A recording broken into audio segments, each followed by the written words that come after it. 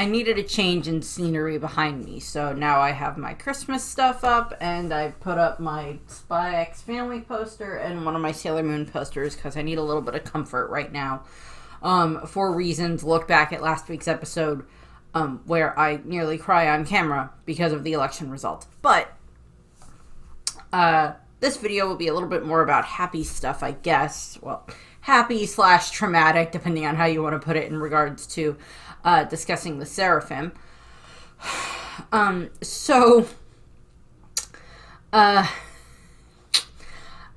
This video is kind of one that I wanted to do for a little while, and I've mentioned some of these things in a few of the other videos where we've talked in the chapter reviews where I've talked about the Seraphim in regards to them in general and emotional overrides and stuff like that. But I really kind of wanted to break it down specifically in this video for possible emotional overrides for each of the Seraphim.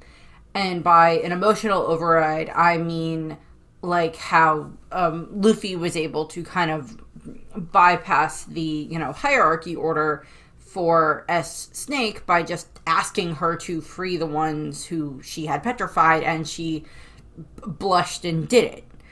As opposed to having, one of the other, Vegapunks or whatever tell her to do it. Because she was still under York's control at that point in time.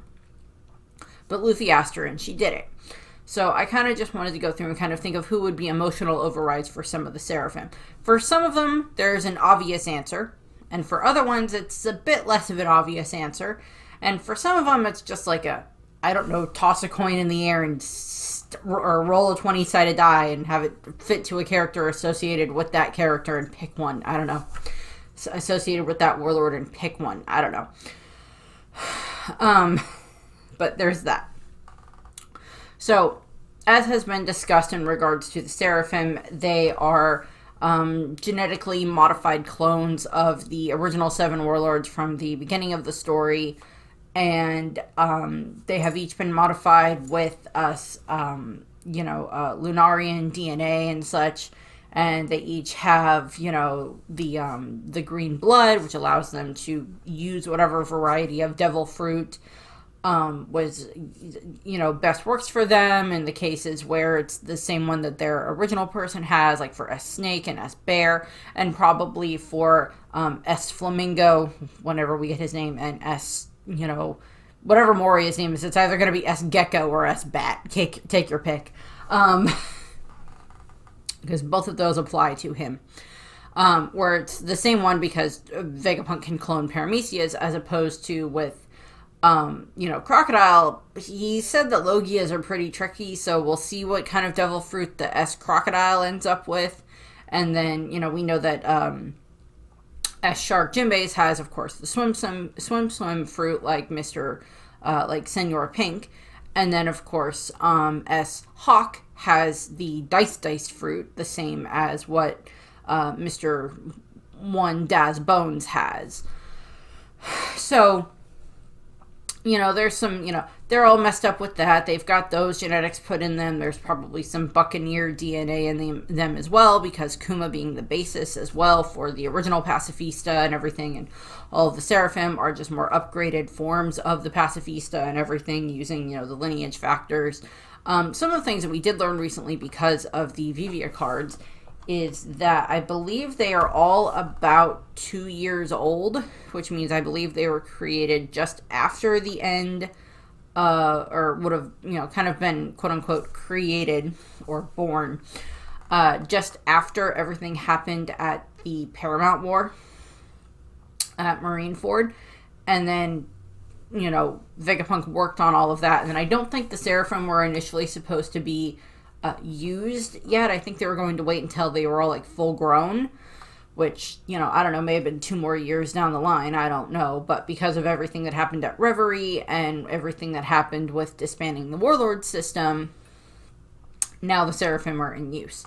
Also, to a degree, they are a bit more controllable than the Warlords were. So yeah, there's that. So we've got a lot of that stuff. That's a lot of the basic, information that we have about them. They have the Lunarian biology with the darker skin and the white hair and everything. And of course they have like the black wings and all that. They have like the ability to have like the fire coming out of their back that makes them, you know, kind of immune to anything when they're attacked while having the fire out and everything. So they're, you know, kind of a living weapon and everything. So there's a lot that goes into that. But that's not necessarily what this video is about. This video is going to be about their emotional overrides, as in like who in the story that they could interact with would qualify to be able to like forcibly override any order given to them by like the Gorosei or something like that, because now they are under the control of the Gorosei and York. After everything that happened on Egghead Island, or at least as Hawk, as Bear, as Shark, and as Snake are. And the other three, who we technically don't know their names, but I'm just going to refer to the Doflamingo one as S Flamingo, the Moria one as like S Bat, and the Crocodile one as S Croc. Just because those are the most, you know, reasonable answers for what to call them at the moment, until, you know, down the line we find out what their actual names are. But it's not necessarily a hard pattern to figure out. So there's that. So probably what will end up happening is, you know, they will all end up being under the control of the, you know, Gorosei, and they'll, you know, order them to go and fight whomever. There is the hierarchy, of course, that is listed for them in regards to it's, you know, the Gorosei at the top, and then it was supposed to be the Vegapunks, and then it was supposed to be, after that it was Sentomaru, and then after the Sentomaru it was supposed to be anyone with a it's an authority chip, which is what they gave to like Kobe, and what they had, you know, what they gave to some of the other admirals and vice admirals and such that were dealing with them, for the ones who were going to try to capture, you know, because S Hawk and S Snake went with Kobe and such to Amazon Lily to try to capture Hancock. That didn't end well, necessarily for Kobe, but and we saw that kind of gave us an introduction to their destructive power and everything. So there's that. And we know that at the very least, currently in the story, S Flamingo, S Bat, and S Croc are off trying to deal with the 8 nation rebellions that are going on right now, going and trying to like quell those rebellions down. And, you know, at least for the other 4, we've seen some splotches of personality come through. Not a lot, but a little bit, mostly with S Snake. But the other ones have been fairly, you know, following orders. And then the other 3 that we haven't really interacted with yet, because we've just only recently been introduced to them in the anime, and we only really got like a little bit about them in the manga already. We don't know anything about their personalities, really. And the Seraphim themselves don't necessarily seem to have a huge amount of personality necessarily. S Snake very much acts the way that Hancock acts. With her, you know, I am beautiful, or in the case of S Snake, I am very cute, therefore you will let me do whatever I want, type of a thing. And, you know, she uses that to her advantage when, you know, using her Mero me and everything like that on everybody. You know, we saw her using that at Marineford, at Amazon Lily to a degree, and we saw her using that on Egghead, when, you know, petrifying Lilith and Usopp and Frankie and such, you know, in those situations. But then there's the whole thing where it's just like, we saw S Hawk when he was fighting Zoro, didn't, you know, Zoro's like, oh, there's still some humanity left in you, as opposed to, you know, because Zoro has crossed blades with Mihawk several times in training, and then of course at the Baratie initially. He's like, yeah, there's still some humanity left in you, when looking at S Hawk. So he's like, yeah, you're not quite like him, but you're very similar. And we, you know, all of the Seraphim, you know, they follow their programming. They go, they fight whoever it is that they're supposed to fight, or they help whoever it is they're supposed to help. We saw Sentomaru give them the orders to, you know, help get, you know, Luffy and Jinbei and such from the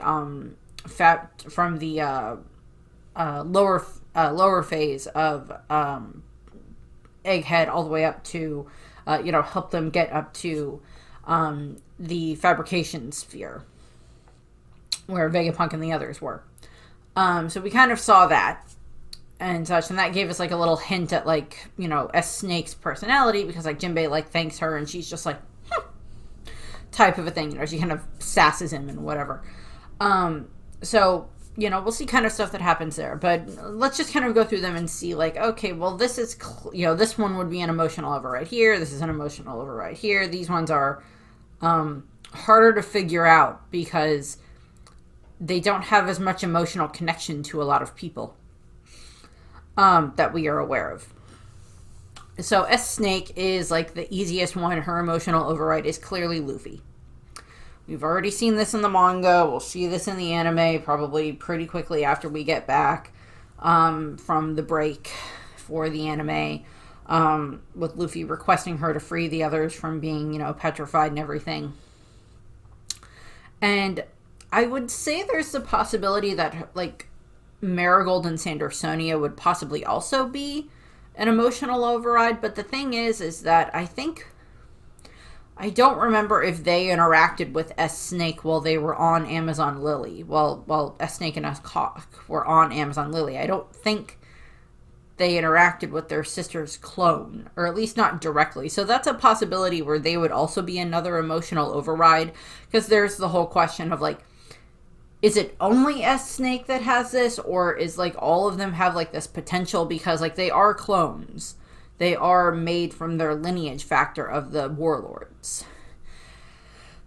And given the fact that like all of these have been clearly in production for a while in regards to like testing and everything else like that, and trying to cultivate like the right genetics and everything else like that, and the fact that Kuma was only a warlord for like 2 years prior to when these guys would have been created in the first place, it makes sense that they've been saving up the, whatever genetics that they can get, whatever lineage factors they can get from the warlords. They probably use some of the stuff that may have been collected at Marineford, but like I don't think, besides Moria, because Hancock didn't bleed at the Paramount War, Mihawk certainly didn't, Kuma maybe, Jinbei, I guess there's a possibility Jinbei may have bled at the Paramount War necessarily, where they would have been able to get his genetics, but I don't know. But Jinbei had also been in Impel Down, so they probably had, blood and stuff that they could have taken from him there for the lineage factor. Mihawk, or Doflamingo most certainly did not bleed at the Paramount War. He didn't really get a scratch on him. Same thing with same thing with Mihawk.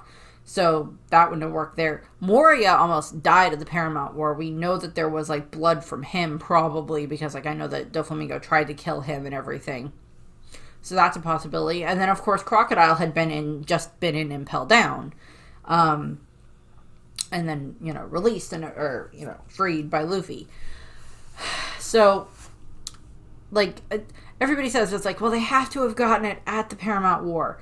Or like for Hancock, it's like they had to have gotten her genetics when she was a slave. And I'm like, that doesn't make sense. Why would they be taking genetic factors from the slaves unless it is a slave that they know, like with Kuma? Like they knew Kuma was a buccaneer when he was a slave. So that would have made sense if they tried to do that. But that was before Vegapunk was even working for the world government. Now, Hancock and her sisters were slaves during the time when Vegapunk was working for the world government, so there's a connection there, but they didn't know that she was going to end up being anything particularly useful to them. They just were using her and her sisters as entertainment and other things that just make me very angry. So I don't think her genetics came from that. Her genetics must have come from, or her lineage factor must have been gotten somehow after she became a warlord. Like, yeah, they may have been like, Vegapunk's like, but I'm interested in the genetics of the warlords, blah, blah, blah, blah, blah. And then like, as they just all join, they gather up the genetics. We have heard of other warlords that we know were part of the system. Like we learned about Hanafuda in a more recent SBS. It wasn't this last one. I think it was the previous one. And he, you know, we don't know that much about him, but they clearly didn't end up using his genetics for this. Maybe just because they didn't want to. Maybe it was just Vegapunk wanted to go for like a quote-unquote classic concept for the warlords, but Hanafuda may have been a warlord longer than Kuma ended up being, so I don't know what to tell you there. You know, there's some of them where it's just like, I can understand why they would have done this one, and then other ones I'm just like, I don't know. So there's that. So S Snake's emotional overrides are definitely Luffy, possibly her sisters, probably not Gloriosa. Although, if S Snake had to encounter Rayleigh, that's also a possibility of an emotional override there, because Hancock very, very clearly sees Rayleigh as one of the very few, quote-unquote, like, 3 men that she can trust, in the form of Luffy, Rayleigh, and then Jinbei. Is kind of like one of those ones she's like, she does kind of trust Jinbei. And since Jinbei helped Luffy. And she knows about Jinbei's connection to Fisher Tiger. And I'll get back to Fisher Tiger later. So, like, Luffy, her sisters, and Rayleigh would be like all of the possible overrides for Hancock. For S-Hawk, that is a complete shot in the dark, because clearly Zoro is not one of them, because Mihawk has a slight affection for Zoro, and the fact that Zoro is his student, and he is someone who has impressed Mihawk enough. But S-Hawk did not seem to have any of that type of concept when it came to Zoro. He was just fight. So there's that. So Zoro's kind of out. And the only other person that we really know who has any main connection to Mihawk is Perota. And, from her being on, Moody Island and everything, for, however many, for the last 2 years and stuff. Actually, over 2 years. For all the way up until what just happened at Reverie. And, so they have some types of connections, and he does care about her. It's just, it's not always the most obvious. And I like the idea of Mihawk and Perona as a couple, but there's also like an age difference there where it's like I could see her more as like a father to her, but she already kind of had a father with Moria, as I've discussed in previous videos, and will get brought up again later in this video. But like S-Hawk, I don't know. Perona is the best answer I have for you, because we don't know anything else about that. Shanks is also an option, I guess, but how much of that would be just S-Hawk wanting to then just fight Shanks more? Or how much would it be of just S-Hawk, I don't know, just being scared and wanting to go and be protected by Shanks? I don't know. Or being like kowtowed into, not wanting to fight Shanks because he knows this Shanks can beat this younger version of Mihawk. That's a question. So for Mihawk, it's Perona, maybe Shanks, and if we ever get any more of Mihawk's backstory, if like there's ever been like a woman or someone else in his past that he was in love with, there's a possibility there. Or if there's ever anything where it is, something else brought up. I would make the joke about Buggy because of the Cross Guild situation, but Mihawk does not care about Buggy. He's just like, you're the fall guy if this all goes wrong, is what you are, clown. So there's that. Then we move into S-Bear, and obviously the top of the list of any answer for S-Bear is Bonnie. Now, throughout the course of Egghead, I don't believe we ever saw any time Bonnie interacted with S-Bear. And the only time they would have possibly been anywhere near each other in the same space,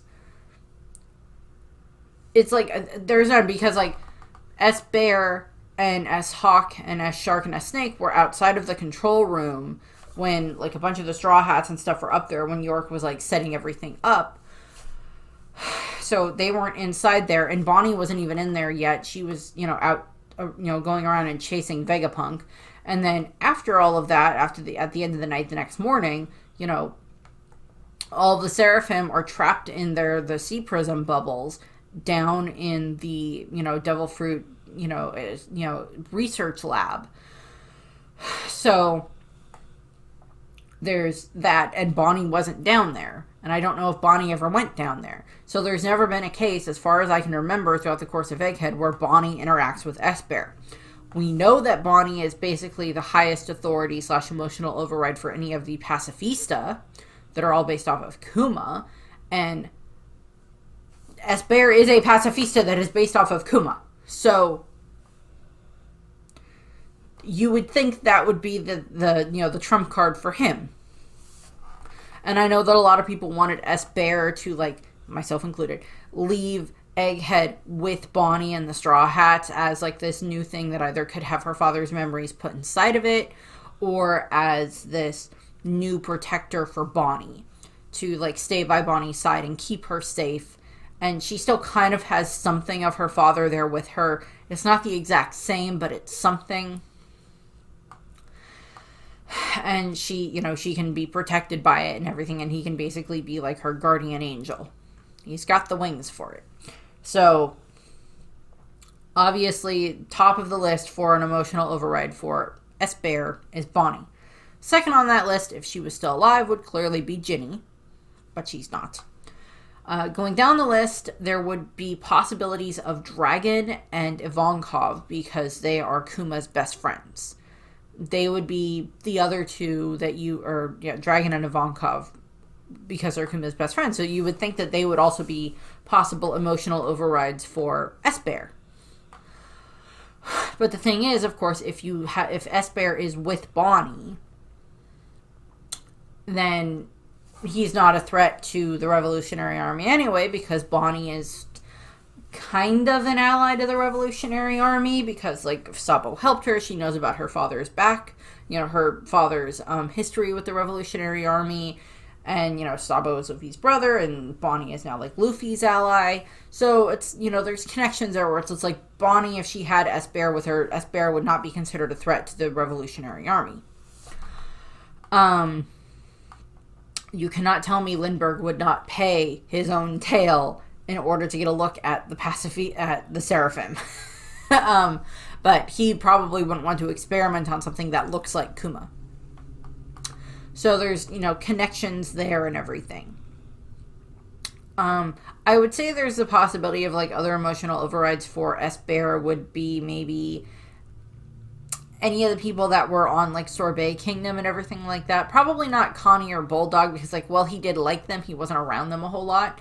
But then there's Goy Goy and Tots and whoever the hell was on Bonnie's crew that knew Kuma and stuff, Kuma and Ginny when they were growing up. So there's connections there. So S-Bear has a good chunk of ones that could be an emotional override for him. Then we get into S-Shark. And S-Shark is kind of an interesting one, because the main one I would say that is still alive that could possibly be an emotional override for S-Shark is Koala. Because, Jinbei knew her when she was a child. I don't think he's aware of the fact that she joined the Revolutionary Army. And I mean, I made a whole video or part of a video where I was just I really, really want there to be this moment where, Koala and Jinbei get reunited, because Koala would know who she knows who Jinbei is. She's probably been following him in the paper over the years and everything, and him being a warlord, and then him abdicating that at the Paramount War, and knowing about this connection with Luffy. And then Jinbei is now on Luffy's crew, so she probably would have seen the new bounty posters with Jinbei part of the Straw Hat crew and everything. So there's that question there. But then Koala and Jinbei have not seen each other for 12, 13 years, something like that, since just before everything happened with Fisher Tiger. And with, so there would be a possibility for an emotional override there for a shark involving Koala, but I don't know. That's kind of the top of the list answer I could give you. I don't know if it would do anything with Luffy, because I don't remember if S-Shark didn't really interact with Luffy to the point where Luffy would have had to possibly give him any orders, because Luffy, Lucci, Kaku, and Zoro fought against S-Hawk and S-Bear, so there's that, but didn't end up fighting against S-Shark. And Luffy hasn't really interacted with S-Shark when S-Shark was a quote-unquote threat to him. He interacted with him a tiny bit when Sensomaru brought them out and had them help get, Atlas from where she got hit by Lucci and get her up to the Labo phase. But other than that, there wasn't much where they interacted. So I guess Luffy is a possibility for like an override for Jinbei, but I don't know. Aladdin would also be a possibility. The current captain supposedly of the Sun Pirates, since he's been on the crew for so long and he's known Jinbei for so long, he would possibly be an emotional override. Same thing for when it would come to Hachan, just because like him and Jinbei have gotten back on much better terms. During the time skip, they got back on better terms to a degree.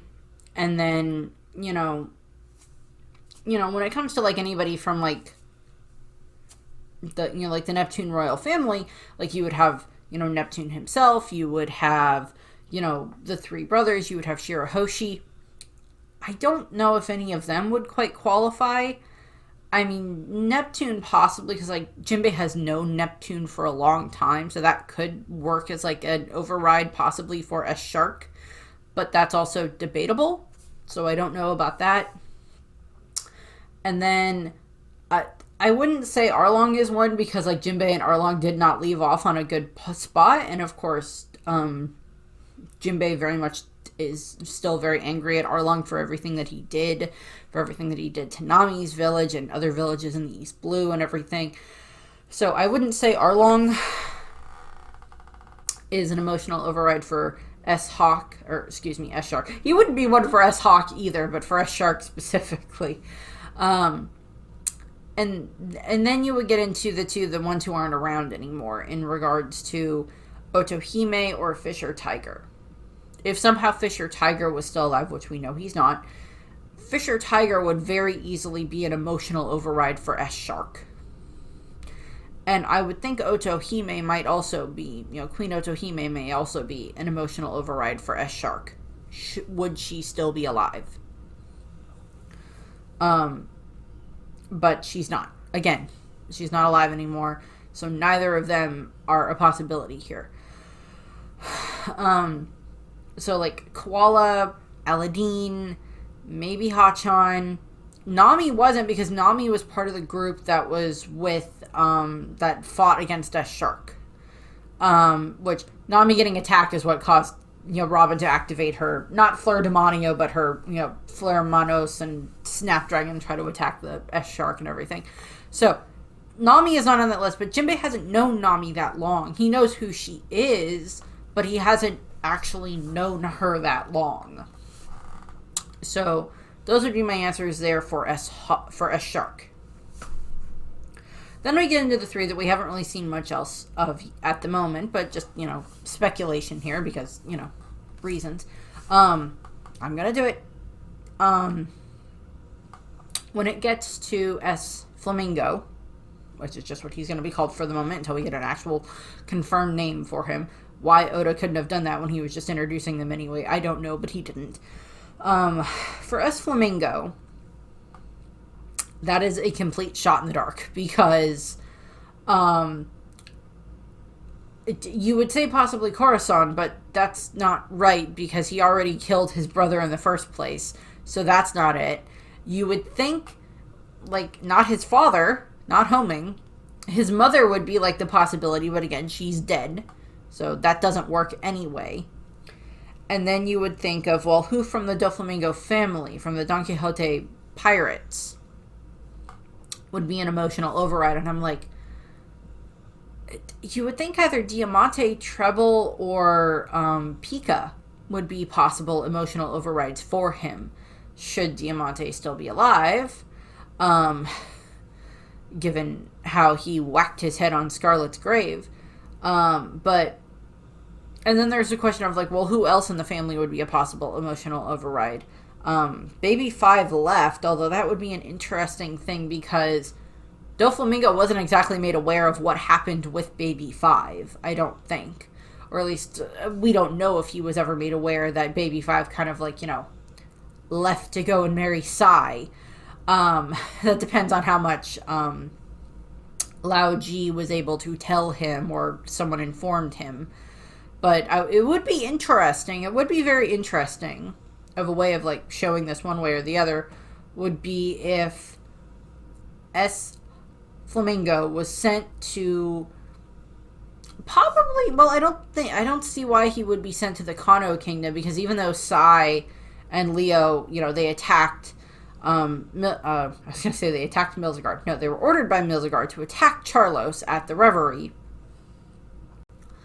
And if, and they proclaimed who they were and everything, and then they dashed off, that they're, pirates and associated with the Straw Hats and everything. So it would make sense that maybe the world government would want to send some type of a force to the Kano Kingdom to find out from, King Ramen, why the heck did you bring a pirate with you, to this meeting of kings and queens and everything. So there's that possibility. But I don't think they would have stuck around on the Kano Kingdom, because Sai and stuff said, Sai told Rebecca, I believe, that he's just like, yeah, after this, we're out of here. after the Reverie, him and the rest of the Hapu Navy, including Baby 5 and Boo, possibly Qin Chao, I don't know. Qin Chao may have decided to stay on Kano Kingdom. I don't know. That's not confirmed one way or the other, but Baby 5 would definitely be going with Sai, because it's not like she has to worry about, not being able to defend herself. She can turn into any weapon known to man, and fight that way. I want to see combo attacks with her and Sai, with him using her as a freaking weapon, the way that she would with Buffalo. Except Sai treats her so much better than Buffalo ever did. But, it would be interesting to see it if S. Flamingo ends up having to encounter Baby 5. If they're, whatever big battle happens, and if it is, the Straw Hats of the Marines and, the rest of the Grand Fleet has shown up, if it's on Laugh Tale or whatever, however this big war is going to end up ending. If there ends up being something where, Baby 5 and Sai are fighting, whatever group of Marines, and then, in walks S. Flamingo. And S. Flamingo just ends up, taking down Sai. And then Baby 5, jumps in front of him or something, or does something to try to, because she recognizes that this is, the young master. That this is, Doflamingo. This is somehow connected to Doflamingo, and she says something or begs him to stop, and then he just kind of, looks at her and stops. And he doesn't understand why. Because Doflamingo isn't necessarily capable always of processing his emotions correctly.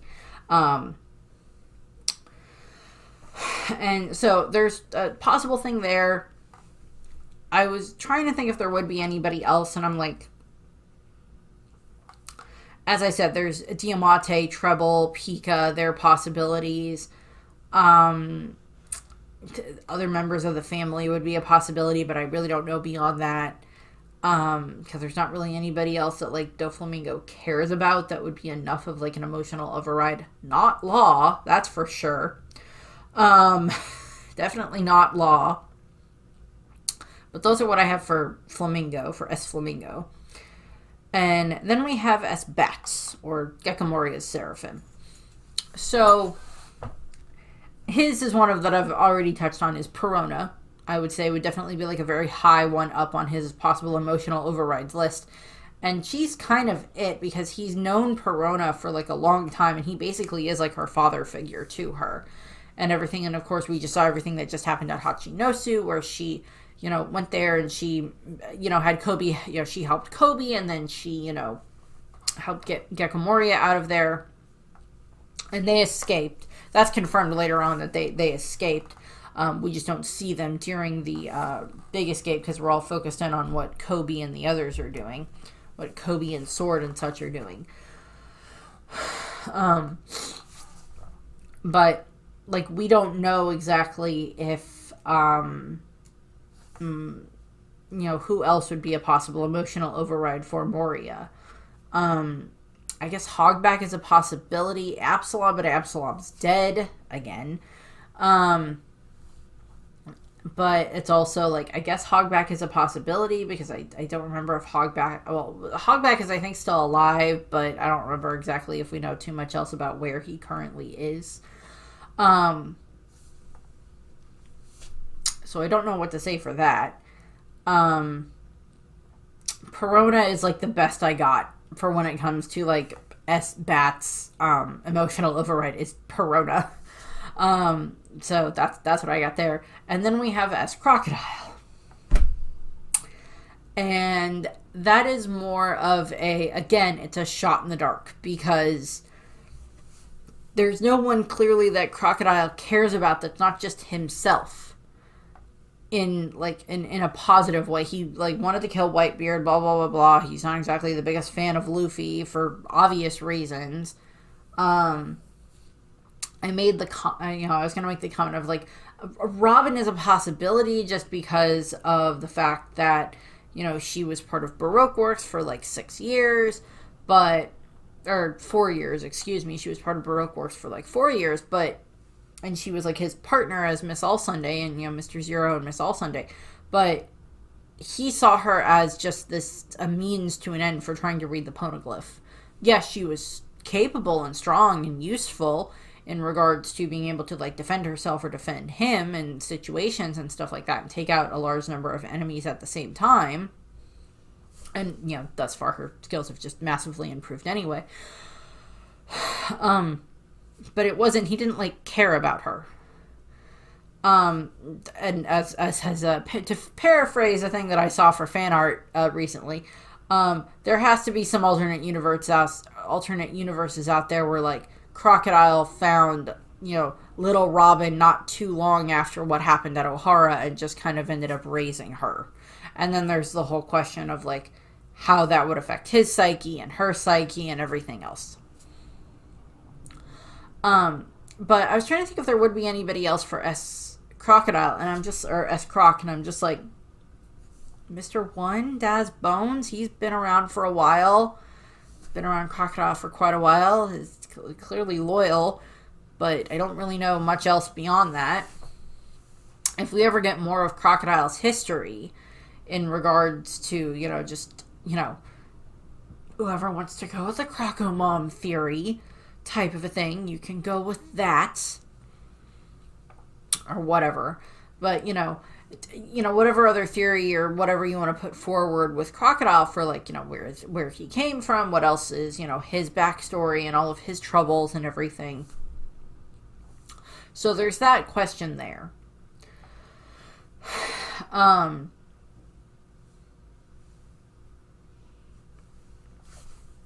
don't know. I got nothing else here. For who would be for S-Croc's like emotional override. I don't know, because we don't know of anybody else that he cares about, because he doesn't let that information slip. I mean, there's the whole thing. You can go with the Crocomom theory and everything, or you can go with a different theory or whatever. You can make the joke of, well, Buggy or Mihawk, but I'm like, no, Crocodile doesn't like Buggy. He wants to kill him, but he's useful right now. So there's that. But there's not really any other ones that work for an emotional override for Crocodile, because we don't know anything else about him that could lead, anything else of someone that he cares about. So, it'd be funny if it was like Vivi or something showed up and had to deal with S-Crocodile or S-Croc, and he just like stops and like doesn't attack her. But that also could just be chalked up to the Gorosei gave all of the Seraphim an order that if you come across Princess Vivi of Alabasta, capture her, do not harm her, do not kill her, just capture her. And then bring her to us. you know, that would be like the only reason that like maybe he would stop or whatever, which is like a moment of suspense that Oda could always try to pull off in the manga, is like have it that like Vivi does have to face off against like S. Croc, and he keeps dodging or blocking whatever attack she's able to throw at him, depending on, you know, her peacock slashers and whatnot, and whatever other like upgrades maybe she's gotten since then, or how much stronger she's gotten. And if so, you know, there's that. But then it's just like, if he just keeps blocking and dodging her attacks, and then just eventually, you know, traps her, but he's not harming her, there'd be a question there. And then it's just, oh, it was the Gorosei. I don't know, just orders from the Gorosei on Eam's behalf or whatever, to get Vivi. But again, I don't know. And yeah, if you want to go with the Crocomom theory, then Luffy would be the emotional override, or whatever the heck you want to go with. But even then, don't know. That's what I have here.